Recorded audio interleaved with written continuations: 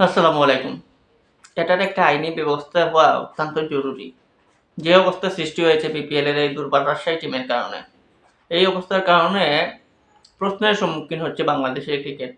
এখন পর্যন্ত টুর্নামেন্ট থেকে তারা বাদ পড়েছে। বাদ পড়ার পর দেখা যাচ্ছে যে তারা এখনো তাদের ফরেন যারা প্লেয়াররা রয়েছে তাদেরকে টাকা পর্যন্ত দেয় নাই।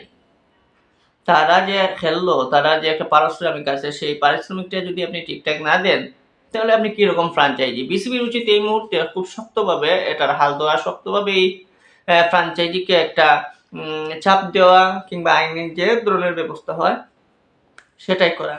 গতকালকে যুব ক্রীড়া মন্ত্রণালয়ের সম্মানিত উপদেষ্টা আসিফ মাহমুদ সজীবুইয়া বলেছেন যে আর মুখের কথা নয়, এখন আইনিভাবে লড়বেন। তো আইনিভাবে লড়ার তো এখনই সময়। এই মুহূর্তে তারা তাদের টিম কোয়ালিফাই করতে পারে নাই রান রেটের ব্যবধানে, কিন্তু এখন যদি তাদের প্লেয়াররা, দেশীয় প্লেয়াররা না হয় আজ না হয় কাল পাবে, একদিন বা 2 দিন পরে দিলেই সমস্যা না, কিন্তু ফরেন প্লেয়ার যারা, তারা যদি টাকা না পায় তারা এই মুহূর্তে হোটেল ছাড়তেছে না, তাদের বিমান টিকিট পর্যন্ত তারা পাইতেছে না। তো এটার ফলে ক্রিকেটের দুর্নাম ছড়িয়ে পড়তেছে বিশ্বে।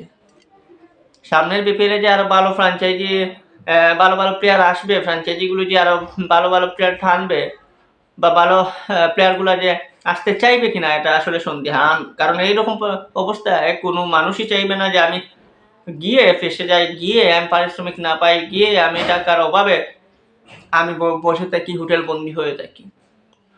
আর দুর্বার রাজশাহী যে একটা অবস্থা করেছে, তাদের ফেসবুক পেজ পর্যন্ত উধাও হয়ে গেছে। কি একটা অবস্থা! এটাই কি ক্রিকেট? এটাই কি বাংলাদেশের বিপিএল? ফারুক আহমেদ গতকালকে খুব শক্তভাবেই বলেছেন যে এই বিপিএল এর চেয়ে গতবারের বিপিএল এত এইরকম প্রশ্নবিদ্ধ ছিল। সেখানেও তো যারা ফ্র্যাঞ্চাইজি আছে তাদের গ্যারান্টি হিসাবে যে 1 কোটি টাকা, সেটা শুধুমাত্র ফরচুন বরিশালই গতবার দিয়েছিল, এবারও দিয়েছে। কিন্তু বাকি যে টিমগুলো রয়েছে তারা সেই গ্যারান্টিটা দেয় নাই।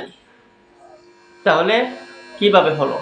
তো এই মুহূর্তে খুবই শক্তভাবে এটাকে ধরতে হবে। বিপিএলটাকে যদি আপনি আলোকিত করতে চান, বিপিএলটাকে প্রশ্নের বাইরে রাখতে চান, তাহলে এই জিনিসটা আগে সমাধান করতে হবে বিসিবি।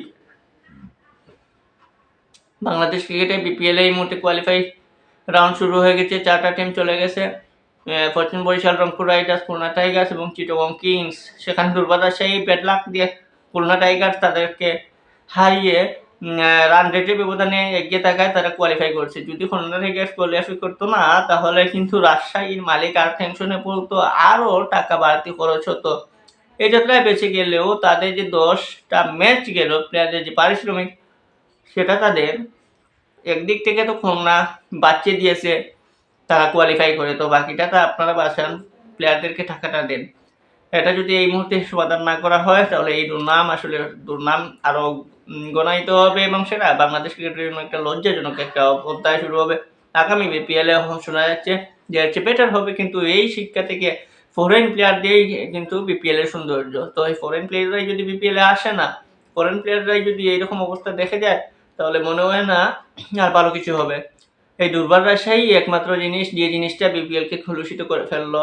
একটা মানুষ একটা জিনিসই বলে না যে একটা ভালোর মধ্যে একটা মন্দ থাকলেই সেই জিনিসটা মন্দ হয়ে যায়, ঠিক তেমনি ফরচুন বরিশাল, রংপুর রাইডার্স কিংবা সিলেট স্ট্রাইকার্স, ঢাকা ক্যাপিটালসরা দুর্দান্ত ফ্র্যাঞ্চাইজি। তারা তাদের মাঠের পারফরমেন্সের চেয়ে তাদের টিম ম্যানেজমেন্ট, মালিক পক্ষ, তারা খুবই ভালো।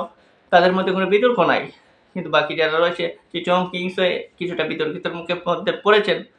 তো এইরকম বিতর্ক এড়িয়ে চলতে হবে বিপিএলটাকে যদি ঠিকঠাক সুন্দরভাবে উপস্থাপন করা যায়, করতে হয়। আশা করি বিসিবি এটা দিকে নজর দেবে।